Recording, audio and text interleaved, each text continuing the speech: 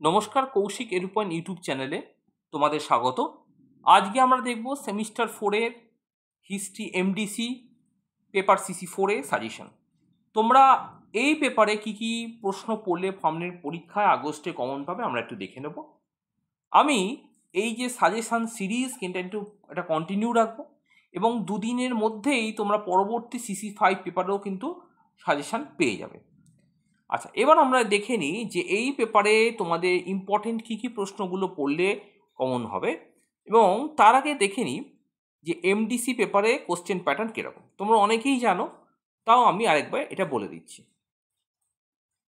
আচ্ছা, এমডিসি পেপারে আমরা দেখেছি 75 মার্কসের থিওরি হয় এবং 25 মার্কস টিউটোরিয়াল, যেটা তোমরা আগেই কলেজে জমা দিয়েছো। একটা 20 নম্বরের প্রশ্ন তোমাদের দুটো 20 নম্বর লিখতে হয়, 4টে থাকে। দুটো 10 নম্বর লিখতে হয়, যেটা 4টে থাকে, এবং 3টে 5 নম্বর লিখতে হয়, 6টা থাকে। টোটাল 75 মার্কসের পরীক্ষা, 3 ঘন্টা সময়। যে 3 ঘন্টা সময় কিন্তু তোমাদের জন্য ভীষণ ভাইটাল, কারণ এই 3 ঘন্টা সময়ের মধ্যে টোটাল 75 মার্কস কিন্তু কভার আপ করা যথেষ্ট একটা মুশকিল ব্যাপার। এবার আমরা দেখে নেব এই 75 মার্কসে যে তোমাদের পরীক্ষা হবে সেইখানে কিন্তু তোমরা কি কি প্রশ্ন পড়লে তোমরা সামনে কমন পেতে পারো। প্রথম প্রশ্ন, ইউরোপের ধর্ম সংস্কার আন্দোলনে মার্টিন লুথারের ভূমিকা। ভেরি ভেরি ইম্পর্টেন্ট প্রশ্ন, এই প্রশ্নটা আসবেই এবং এইটা করলে কিন্তু তোমাদের বিভিন্ন 5 মার্কস কভার আপ হয়ে যাবে। এটা আমি নেক্সট স্লাইডে বলছি। Discuss the role of Martin Luther in European reformation movement. 2, renaissance বা নবজাগরণ বলতে কি বোঝায়? ইউরোপের শিল্প সাহিত্যে রেনেসার প্রভাব। What is the Renaissance? Impact of Renaissance on European art, architecture, literature. আচ্ছা, নবজাগরণ বা রেনেসা বলতে কি বোঝায়, এটা সেপারেট কিন্তু একটা 5 মার্কস প্রশ্ন থাকে। আচ্ছা, 3 নম্বর, ইংল্যান্ডের ধর্মসংস্কার আন্দোলন, এই আন্দোলনে রাষ্ট্রের ভূমিকা কী ছিল? এটাও কিন্তু খুব ইম্পর্টেন্ট প্রশ্ন, যেটাকে আমরা ইংলিশে বলছি English reformation movement and the role of the state.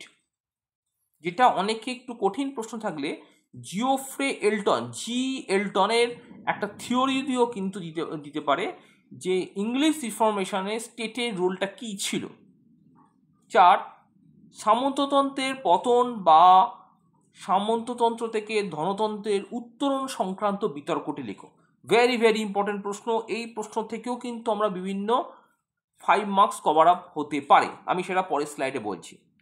Historical debate regarding European feudalism or transition debate from feudalism two capitalism. আচ্ছা, এবার আমরা 10 মার্কসের দিকে চলে যাই। কী কী 10 মার্কস তোমরা এই পরীক্ষার জন্য পড়বে। ইউরোপের মূল্য বিপ্লবের কারণ ও ফলাফল, খুব ইম্পর্টেন্ট।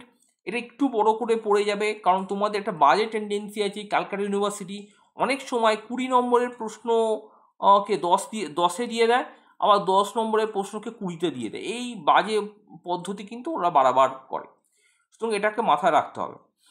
2 নম্বর হচ্ছে ইংল্যান্ডের এনক্লোজার মুভমেন্ট ইন ইংল্যান্ড। 3 নম্বর, পঞ্চদশ ও ষোড়শ শতকে সমুদ্রযাত্রা ও ভৌগোলিক অভিযানের কারণ। Cause behind the exploration of new world and sea voyages.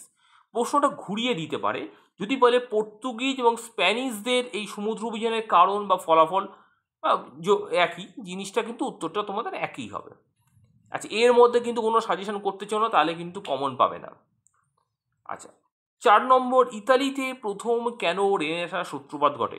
Very very important প্রশ্ন, এটা কিন্তু যদি 10 মার্কস নাও আসে, অন্তত 5 মার্কসও কিন্তু পরীক্ষায় দিয়ে দিতে পারে। Why did the renaissance begin first in Italy. আচ্ছা, এই গেল মোটামুটি 20 মার্কস অ্যান্ড 10 মার্কসের প্রশ্ন। আচ্ছা, আমার নতুন ব্যাচ আরম্ভ হচ্ছে ডোমজুর এবং কদমতলায়, তোমরা অ্যাডভার্টাইজমেন্টটা একটু দেখে নাও।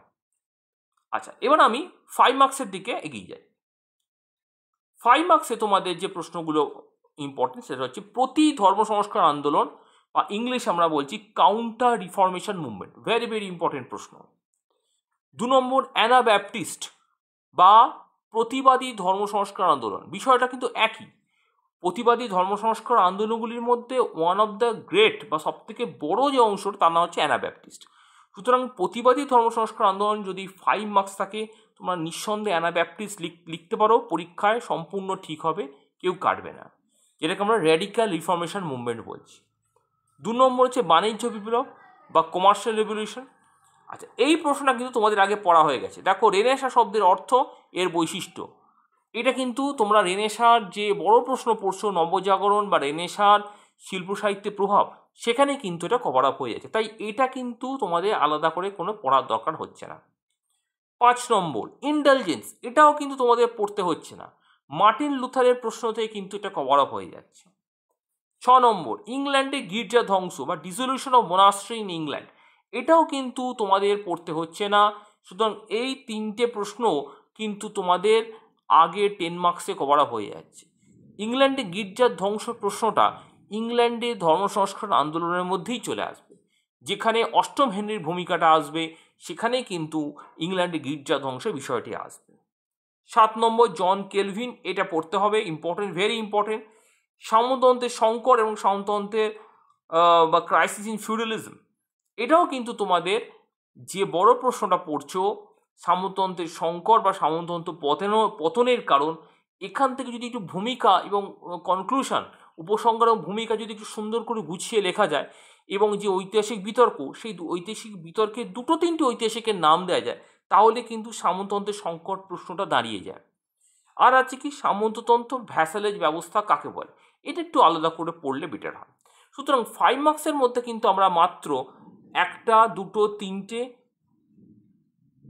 4টে 5টা মাত্র কিন্তু 5 মার্কস পড়তে হচ্ছে, একদম বেশি কিছু নয়। বাকিগুলো কিন্তু তোমাদের 10 বা 20 মার্কসে কভার আপ হয়ে যাচ্ছে। হ্যাঁ, এই বিষয়ে যদি তোমাদের আরও কোনো প্রশ্ন থাকে তাহলে নিচে কমেন্ট বক্সে জানাও, আমি নিশ্চয়ই উত্তর দেবো। আমার পরবর্তী ভিডিও CC5 এর সাজেশন আমি মাত্র 2 দিনের মধ্যেই দিয়ে দেবো। ধন্যবাদ।